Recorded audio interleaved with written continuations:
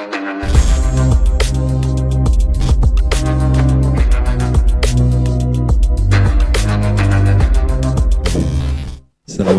warahmatullahi wabarakatuh.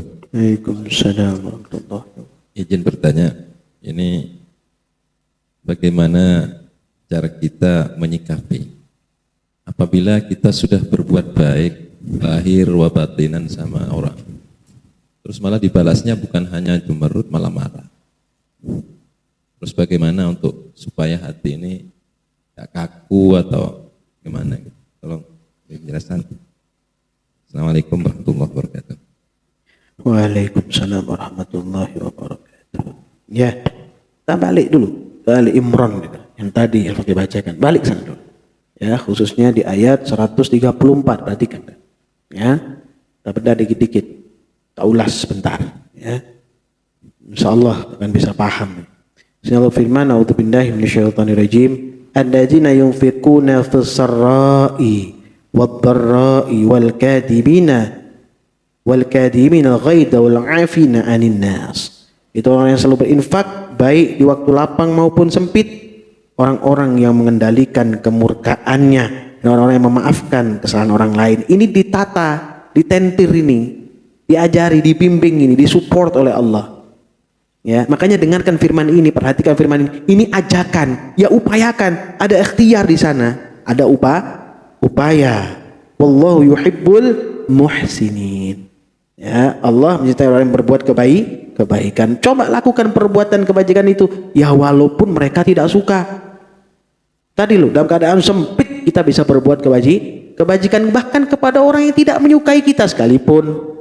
Itu perintah agama. Jika kamu memang mau mendapatkan keberkahan yang besar dari mana? Dari Allah Subhanahu wa taala. Amini, ya. Jangan berputus asa malahan. Ngapain? Dia sudah jahat. Banyak semua orang jahat sama saya mending balas jahat aja. Itu putus asa atas rahmat Allah. Ya, jangan berusaha seperti itu. Berupaya sedikit semaksimal mungkin untuk menahan hati kita daripada kemurkaan. Karena itu mbak kerugian. Bagi siapa? Bagi kita sendiri. In ahsantum li anfusikum. Jangan lupakan ini. Wa in asatum falaha. Barang siapa ya berbuat baik, maka dia berbuat baik untuk dirinya sendiri. Barang siapa berbuat buruk, maka dia berbuat berbuat kesalahan itu bagi dirinya sendiri. Ya, ini pahami ini.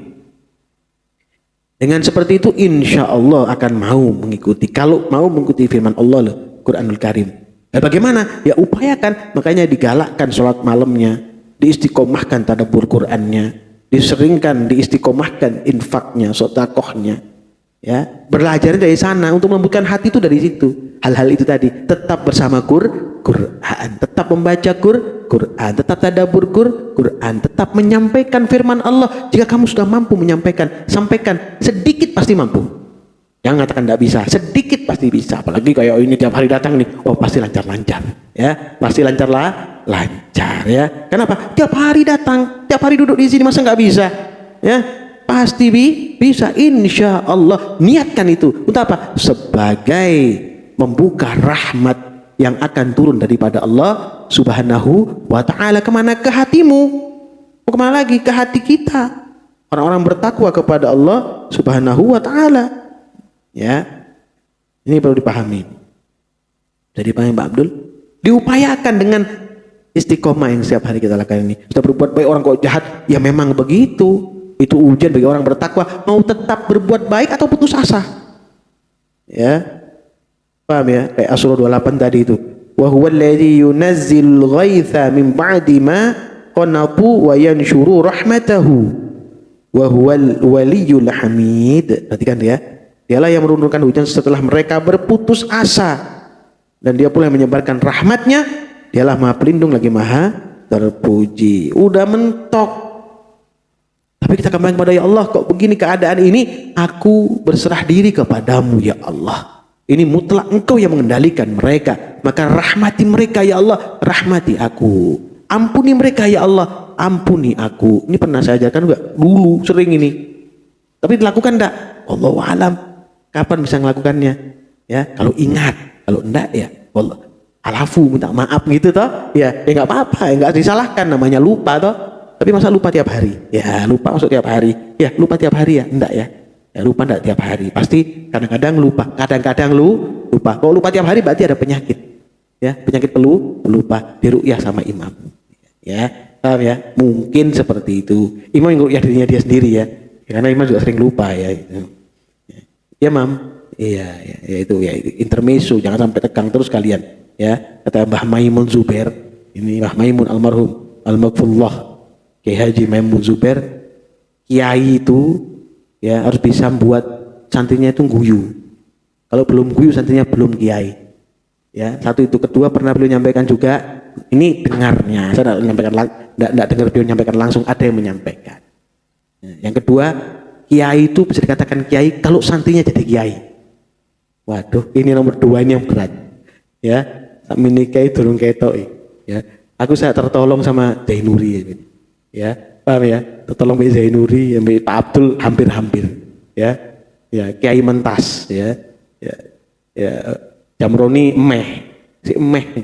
Ya, mudah-mudahan cepat ya. Gitu ya. Tertolong sama Rokib juga ya. Kalau enggak, belum bisa dikatakan kiai. Ini bener nih, belum bisa dikatakan. Kenapa? Berarti enggak cetok. Berarti enggak cetok, enggak mantep. Kano isine berarti ngomong tok, gak iso diterima, rahmati gak ono. Padahal ya wis Masya Allah luar biasa. Anjani ujian. Alhamdulillah ya Rabbil alamin. Bisa dipahami Pak Abdul? Ya. Ada yang lain satu lagi? Bud, siapa yang duluan ini? 1, 2. Ma'ruf sama Rasidin. Ayo, mana saling meridhoi dulu ya, mana yang duluan? Ma'ruf ya. Kasih Ma'ruf. Assalamualaikum warahmatullahi wabarakatuh. Waalaikumsalam. Mohon izin Habib berkaitan surat Luqman ayat 13 yang setiap hari Habib sampaikan berkenaan dengan syirik kepada Allah, sementara yang kita pahami selama ini syirik itu lebih ke mempersekutukan Allah. Bahkan Habib kemarin bercerita salah kepada seseorang yang Habib nasihati agar jangan syirik, bahkan beliau menyatakan saya tidak pernah syirik kepada Allah. Pada kenyataannya beliau sakit dan Habib yang tahu.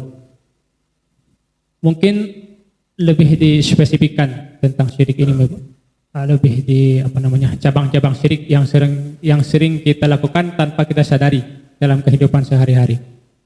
Selain daripada kata umumnya mempersekutukan Allah, sementara kita sendiri sholat setiap hari, ya mengaji, ya puasa, tapi masih melakukan syirik. Nah, syirik yang mana? Mungkin lebih dispesifikkan lagi, Pak. Makasih. Wassalamualaikum warahmatullahi wabarakatuh. Waalaikumsalam. Buka surat An-Nisa ayat 51 ya. Ini lebih mendetail sedikit ya. Syirik dikategorikan 2 ya, lebih mudahnya. Pertama, syirik jali atau akbar ya. Yang kedua, syirik khafi atau lembut. Perhatikan di An-Nisa 51 ini Allah firman, a'udzubillahi minasyaitonirrajim, alam tara ilal ladzina utu nasiba minal kitabi yu'minuna bil jibti wat taghuti. Perhatikan, tidakkah kamu perhatikan orang yang diberi bagian dari kitab Taurat, mereka percaya pada jib dan taghut.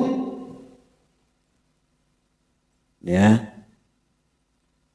Wa yaquluna lil ladzina kafaru haula'i ahda minal ladzina amanu sabila, dan mengatakan pada orang-orang kafir musyrik Mekah bahwa mereka itu lebih benar jalan daripada orang-orang beriman.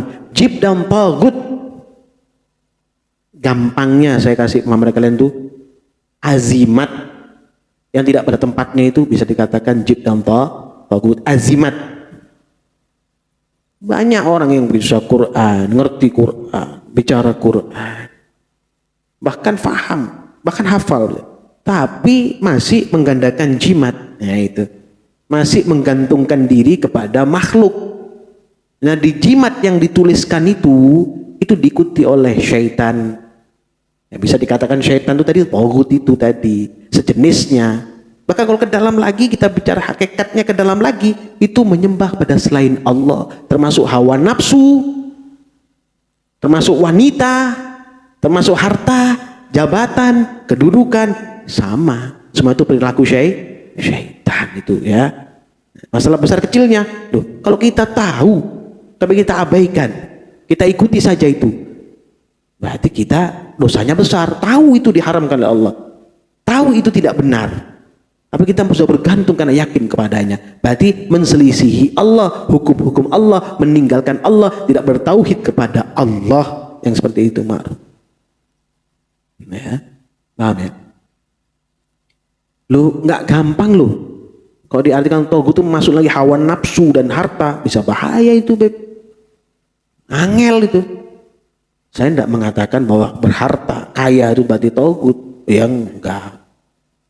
Harta yang diberkahi Allah, di mana kita diberikan Allah rizki, kita perjuangkan untuk di jalan Allah, itu harta yang penuh rahmat, penuh keberkahan, bukan togut. Ini harta yang disembah, dikumpulkan saja, tidak dikeluarkan haknya. Ya, Allah titipkan itu tidak percaya.